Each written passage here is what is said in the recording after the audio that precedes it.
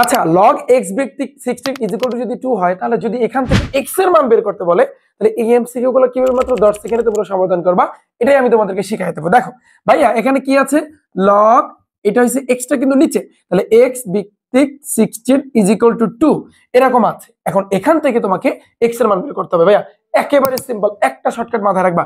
সেটা হচ্ছে কি ভাইয়া, দেখো সেটা হচ্ছে এইখানে যেই লগের সামনাসামনি যে থাকবে, আমি আবারও বলি লগের সামনাসামনি যে থাকবে ওরে এখানে বসাবো।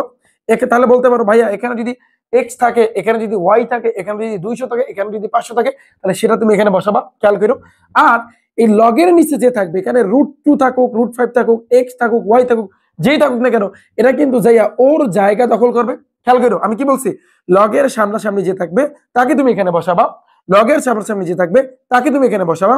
এরপরে লগের নিচে যে থাকবে সে কিন্তু ওর জায়গায় যাইয়া জায়গা দখল করবে, মানে x এখানে গেল, তাহলে এই 2টা যাইবে কই, এই 2টা এখন লাভ দিয়ে এই যে ও 2 এর জায়গা দখল করছে, তাহলে এখন এই 2 যাইবে কই, এইখানে যেই থাকুক না কেন ও লাভ দিয়ে এইখানে যে জায়গা দখল করছে ওর মাথায় উঠবে।